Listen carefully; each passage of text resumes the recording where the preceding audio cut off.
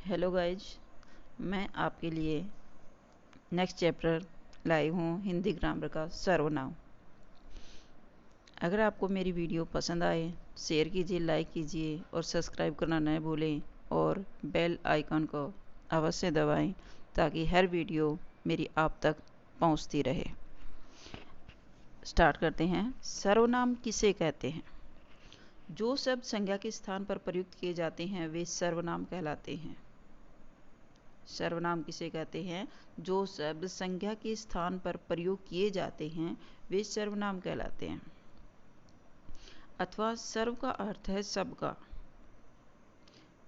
सर्वनाम का अर्थ है सबका नाम।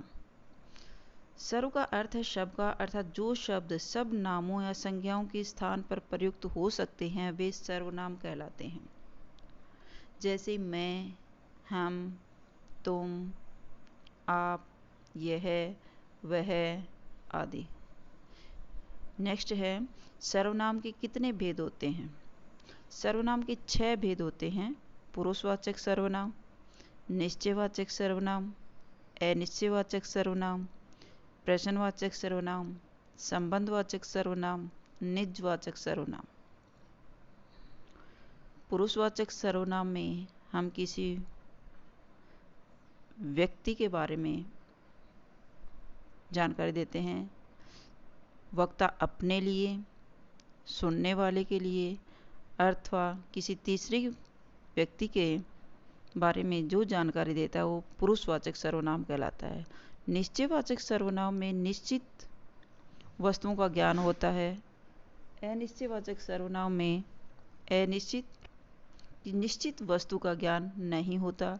प्रश्नवाचक सर्वनाम में प्रश्न का बोध होता है और संबंधवाचक सर्वनाम संज्ञा और सर्वनाम को जोड़ने का काम करते हैं। और निजवाचक सर्वनाम होता है अपने स्वयं के लिए प्रयुक्त होने वाले शब्द निजवाचक सर्वनाम कहलाते हैं। नेक्स्ट आगे इनको अच्छे से एक्सप्लेन करते हैं। पुरुषवाचक सर्वनाम, जिन सर्वनाम शब्दों का प्रयोग हम बोलने वाले, सुनने वाले तथा किसी अन्य व्यक्ति के लिए करते हैं वे शब्द पुरुषवाचक सर्वनाम कहलाते हैं। जैसे मैं, तुम, वह आदि। पुरुषवाचक सर्वनाम के 3 भेद होते हैं। उत्तम पुरुषवाचक सर्वनाम, मध्यम पुरुषवाचक सर्वनाम और अन्य पुरुषवाचक सर्वनाम। उत्तम पुरुषवाचक सर्वनाम में अपने स्वयं के लिए, मैं, हम, हमारा के लिए प्रयुक्त किया जाता है वो उत्तम पुरुषवाचक सर्वनाम कहलाता है। मध्यम पुरुष सामने वाले के लिए, सुनने वाले के लिए प्रयोग किए जाते हैं जैसे तुम, तुम्हारा। अन्य पुरुषवाचक सर्वनाम में किसी अन्य तीसरे व्यक्ति के लिए बातचीत की जाती है वो अन्य पुरुषवाचक सर्वनाम कहलाता है। नेक्स्ट, उत्तम पुरुषवाचक के 3 भेद होते हैं। उत्तम पुरुषवाचक, जब वक्ता या बोलने वाला व्यक्ति अपने नाम के स्थान पर जिन सर्वनाम शब्दों का प्रयोग करते हैं वे उत्तम पुरुषवाचक सर्वनाम कहलाते हैं। जैसे मैं, हम, हमारा। नेक्स्ट है मध्यम पुरुषवाचक, जब वक्ता के द्वारा श्रोता के नाम के स्थान पर जिन सर्वनामों का प्रयोग किया जाता है वे मध्यम पुरुषवाचक सर्वनाम कहलाते हैं। जैसे तुम, तुम्हारा, आप आदि।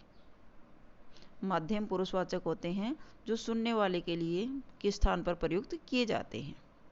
नेक्स्ट है अन्य पुरुषवाचक, जब वक्ता किसी तीसरे व्यक्ति के लिए जिन सर्वनामों का प्रयोग करता है वे अन्य पुरुषवाचक सर्वनाम कहलाते हैं। जैसे वह, वे आदि। नेक्स्ट है निश्चयवाचक और अनिश्चयवाचक सर्वनाम। निश्चयवाचक सर्वनाम वे सर्वनाम जो किसी व्यक्ति, वस्तु, स्थान, घटना आदि का निश्चित बोध कराते हैं वे निश्चयवाचक सर्वनाम कहलाते हैं। जैसे यह, वह आदि। अनिश्चयवाचक सर्वनाम, जिन सर्वनाम शब्दों से किसी निश्चित व्यक्ति और वस्तु का बोध नहीं होता वे अनिश्चयवाचक सर्वनाम कहलाते हैं। जैसे कोई, कुछ आदि।